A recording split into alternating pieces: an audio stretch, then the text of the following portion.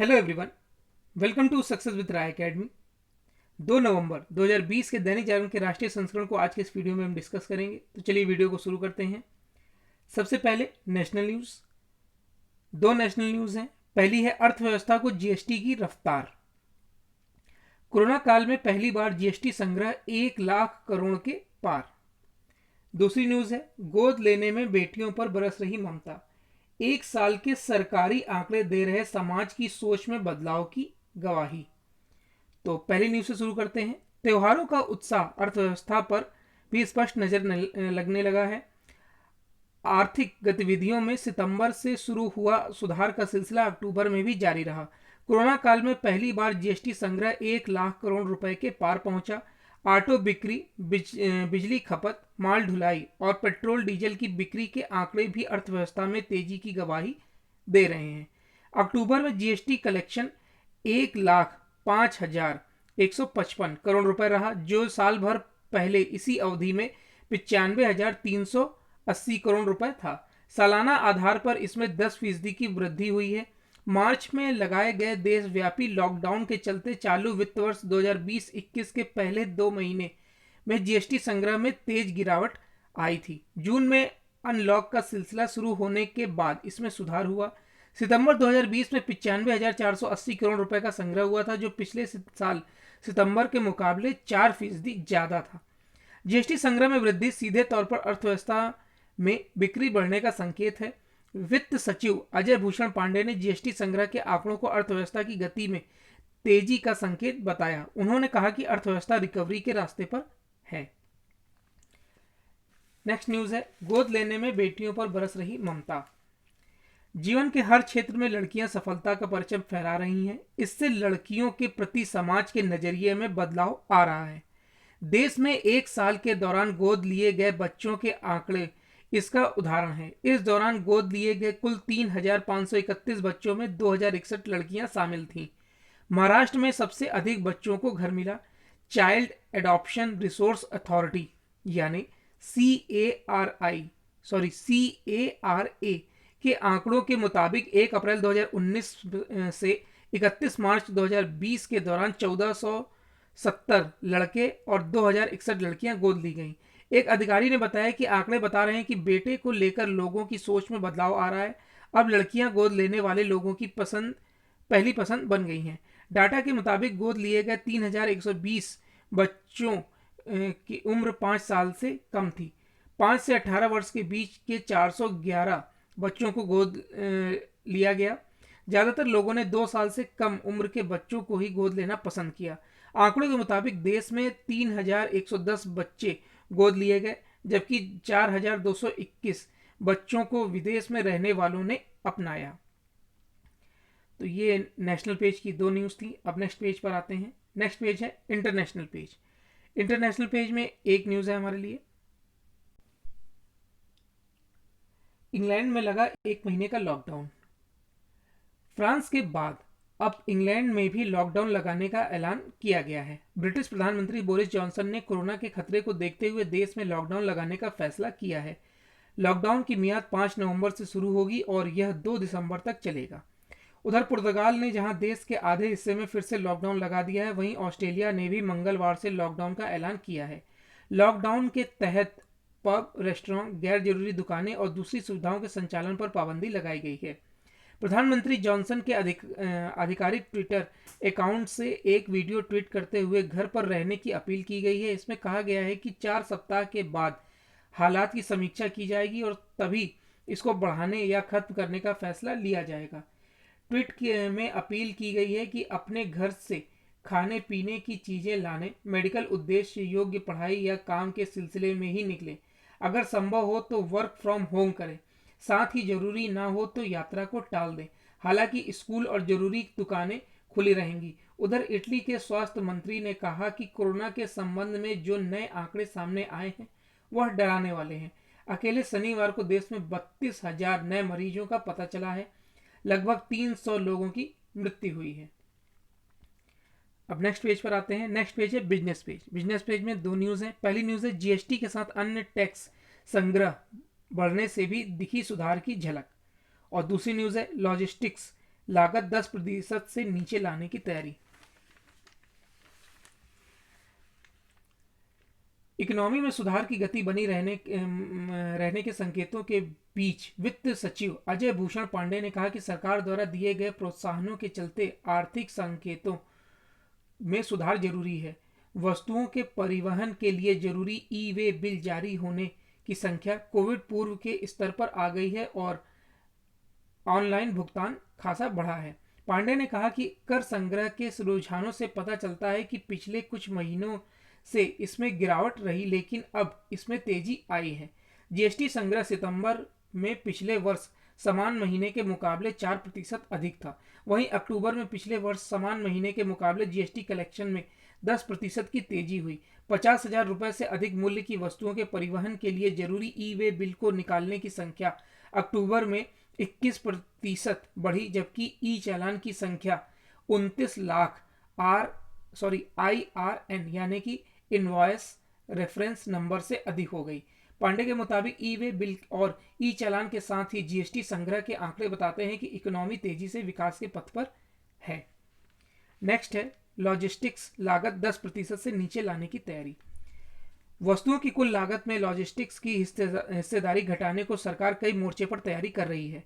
भारत में किसी वस्तु की कुल लागत में लॉजिस्टिक्स की हिस्सेदारी 13 से 15% होती है। सरकार इस लागत को 10% से नीचे लाना चाहती है ताकि भारतीय वस्तुएं सस्ती हो सकें और वैश्विक बाजार में आसानी से मुकाबला कर सकें।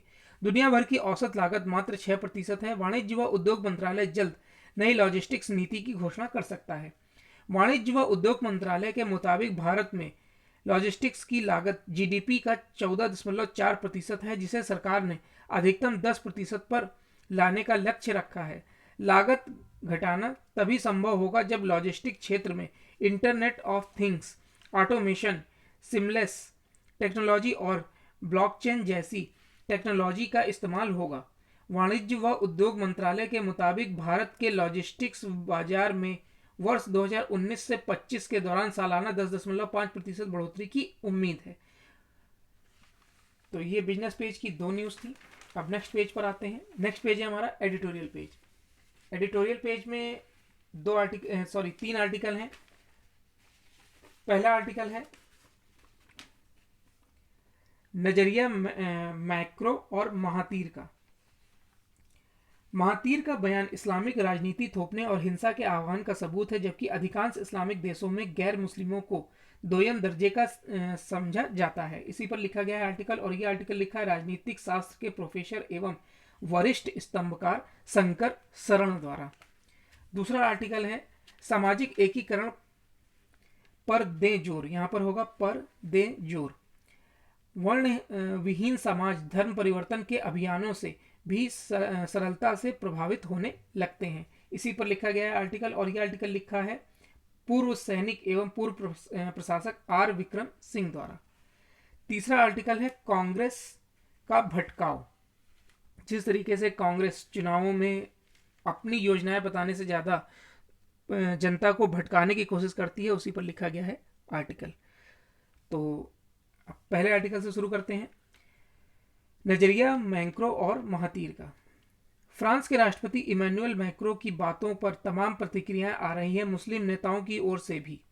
इन्हें मिलाकर देखें तो यह अंतर्राष्ट्रीय स्तर पर काफिर मोमिन संवाद का उदाहरण है। भारत, बांग्लादेश और पाकिस्तान में भी चर्चा हो रही है, इसलिए अच्छा होगा कि सभी बातें सामने रखकर मूल्यांकन करें, क्योंकि कई बिंदुओं पर भारतीय स्थिति में भी ये बातें लागू हैं। मैक्रो की बातों में मुख्य बात फ्रांस में अलगाववाद का मुकाबला करना है। उन्होंने इस्लामवाद का भी उल्लेख किया है। मैक्रो के अनुसार इस्लाम एक विश्वव्यापी संगठन का सामना कर रहा है, जिसमें धार्मिक और राजनीतिक तत्वों के बीच तनाव प्रमुख है। उन्होंने फ्रांस में इस्लामिक व्यवहार को विदेशी प्रभाव से मुक्त करने की जरूरत बताई है। स्थानीय इमामों का बाहर प्रशिक्षण, फ्रांसीसी शिक्षा से दूरी, स्थानीय इस्लामिक संस्थाओं को विदेशों से आने वाला धन आदि इसके उदाहरण है।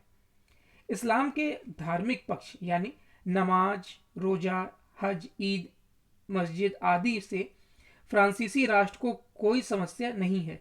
समस्या राजनीतिक इस्लाम से है, जो देश की लोकतांत्रिक धर्मनिरपेक्ष राज्य प्रणाली को चुनौती देते हुए उस पर शर्रियत लादना चाहता है।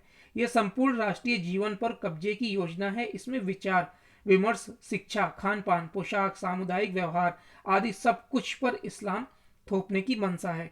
इसे खुलकर खारिज किए बिना कोई लोकतांत्रिक सेक्युलर राज्य टिक नहीं सकता। महातीर का हिंसक बयान इसी का सबूत है। उनके जैसे इस्लामिक नेता हर कहीं इस्लामिक राजनीति थोपने के लिए गलत बयानी और हिंसा का आह्वान करते रहते हैं, जबकि उनके अपने शासन वाले देशों में गैर मुस्लिमों की स्थिति दूसरे तीसरे दर्जे पर रखी जाती है, लेकिन फ्रांस या भारत जैसे देशों पर दबाव बनाया जाता है। खुद मलेशिया में भारतीय चीनी मूल के नागरिकों के विरुद्ध वैधानिक रूप से भेदभाव होता है, जो अधिकांश हिंदू या बौद्ध हैं। वहां संविधान की धारा 153 की आड़ में मुसलमानों को स्थानीय कहकर विशेषाधिकार दिए गए हैं। महातीर कोई जिहादी नेता नहीं, बल्कि विश्व के सबसे उम्रदराज मुस्लिम नेता हैं। उनकी बातें किसी भटके हुए उग्रवादी की नहीं है। उन्होंने यह भी कहा कि मैक्रो नहीं दिखा रहे कि वह सभ्य हैं। वह इस्लाम और मुस्लिमों को उस अपमानजनक शिक्षक की हत्या का दोषी बताते हैं। बड़े आदिम लगते हैं। प्रश्न है कि क्या किसी भिन्न मत के व्यक्ति का गला काट देना बर्बर असभ्य काम नहीं? विवेकशील मुसलमानों को धार्मिक इस्लाम से राजनीतिक इस्लाम को अलग कर उसे खारिज करना होगा, क्योंकि यही विश्व में गैर मुस्लिमों पर दबदबा जमाने के लिए पूरे मुस्लिम समुदाय को उभारते हैं। जिहादी हिंसा का कारण भी कुछ नासमझ मुसलमान नहीं, बल्कि वह राजनीतिक मतवाद है जो उन्हें इसके लिए प्रेरित करते हैं। नेक्स्ट है सामाजिक एकीकरण पर दें जोर। कहीं धर्म परिवर्तन, कहीं साधुओं पर हमले, कहीं दलित उत्पीड़नों के समाचारों के बीच हिंदू समाज के लिए सामाजिक एकीकरण और एकजुटता की दिशा में आगे चलना अत्यंत आवश्यक होता जा रहा है, क्योंकि दलितों, आदिवासियों आदि को गैर हिंदू बताने की चेष्टा हो रही है। आज कुछ वैसा ही संकट उपस्थित है जो दशम गुरु गोविंद सिंह जी के सम्मुख था। गुरु जी के सर्व समाज की सेनाएं बनाई और खालसा योद्धा खड़े हुए। फिर उन्होंने देश का इतिहास बदल दिया। सनातन धर्म में जनजातीय समाज को एक तरह से वर्ण विहीन छोड़ दिया। इस कारण वनवासी समाज व वर्ण व्यवस्था में पूर्ण समायोजन संभव नहीं हो सका और एक बड़ा वनवासी वर्ग हिंदू होते हुए भी वर्णविहीन बना रहा। संवैधानिक व्यवस्था में वे अनुचित जनजाति कहे गए। दक्षिण भारत में वैदिक सनातन धर्म विस्तार पाता हुआ रामेश्वरम और फिर श्रीलंका तक पहुंच जाता है। दक्षिण में ब्राह्मण समाज तो मुख्य भूमिका में है, लेकिन शेष समाज शासन सत्ता, वाणिज्य, कृषि के दायित्व के पुनर्विवाह के बावजूद वर्णविहीन सा है। एक छोटा सा भाग सेवा सफाई संबंधी कार्यों के कारण शूद्र समाज माना जाता है। वर्णविहीन समाज परिवर्तन के अभियानों से भी सरलता से प्रभावित होने लगते हैं। इसकी भी अनदेखी नहीं की जा सकती कि ऐसे समाज को गैर हिंदू बताने की कोशिश हो रही है। इसका मुकाबला किया जाना चाहिए। जो वर्णविहीन समाज दक्षिण में सनातन धर्म की प्रबल शक्ति हो सकता है था, वह दूरदर्शिता के अभाव के कारण हाशिए पर चला गया। जो वर्ण व्यवस्था से इतर है, उन्हें प्रायः शूद्र समाज के साथ श्रेणीबद्ध करने का प्रयास हुआ, पर संवैधानिक व्यवस्था में इस वर्णविहीन समाज को मुख्यतः पिछड़े वर्ग में समायोजित किया गया है। यह अच्छा है कि वर्ण विभाजन की बेड़ियां इस वर्ग के पैरों में नहीं पड़ी हैं। आज यही वर्ग देश की जनसंख्या में 40% से अधिक है।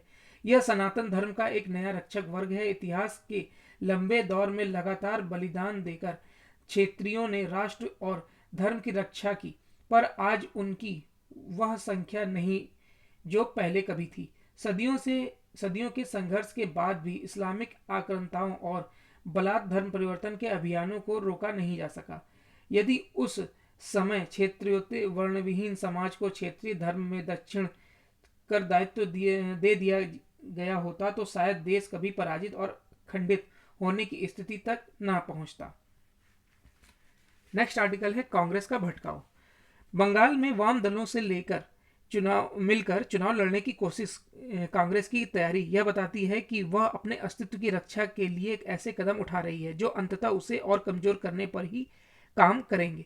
वाम दलों से कांग्रेस का तालमेल इस धारणा पर मुहर ही लगाएगा कि उसका उस वामपंथी विचारधारा की ओर झुकाव बढ़ता जा रहा है जो दुनिया के साथ साथ भारत में भी अपना महत्व खो रही है। एक समय वाम दल बंगाल और केरल के साथ त्रिपुरा में भी असर रखते थे, लेकिन अब वे केवल केरल से केरल में सिमट कर रह गए हैं। इसके बावजूद कांग्रेस वाम दलों के साथ खड़े होने में अपना भविष्य देख रही है और कांग्रेस के भटकाव का सूचक तो यह है कि इसका भी संकेत है कि वह अपनी मूल विचारधारा की ओर लौटने को तैयार नहीं।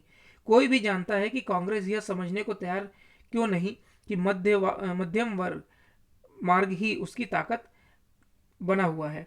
आश्चर्य का विषय केवल यह नहीं है कि केरल में वाम दलों से मुकाबला करने वाली कांग्रेस बंगाल में उनके साथ ही जाना पसंद कर रही है, बल्कि यह भी है कि उसकी नीति भी वाम पंथ से प्रभावित होती जा रही है। तो ये एडिटोरियल पेज के 3 आर्टिकल थे। अब नेक्स्ट पेज पर आते हैं। नेक्स्ट पेज है हमारा स्पोर्ट्स पेज। स्पोर्ट्स पेज में एक न्यूज़ है, अब HFI के पदाधिकारियों का कार्यकाल होगा 3 वर्ष। हैंडबॉल फेडरेशन ऑफ इंडिया के पदाधिकारियों का कार्यकाल अब 4 के बजाय 3 वर्ष का होगा। इसके अलावा गांव और कस्बों तक हैंडबॉल को लोकप्रिय बनाने के लिए कमेटी बनेगी। रविवार को हुए फेडरेशन के चुनाव के बाद कार्यकारिणी की बैठक भी हुई। इसमें तेलंगाना के जगमोहन राव को अध्यक्ष, मध्य प्रदेश के प्रीतपाल सलूजा को महासचिव और लखनऊ के विनय कुमार सिंह को कोषाध्यक्ष चुना गया। कार्यकारिणी के चुनाव में निवर्तमान अध्यक्ष doctor Ramakrishna Ramashram, handball league के चेयरमैन व निवर्तमान महासचिव डॉक्टर आनंदेश्वर पांडे वरिष्ठ उपाध्यक्ष प्रशासक चुने गए।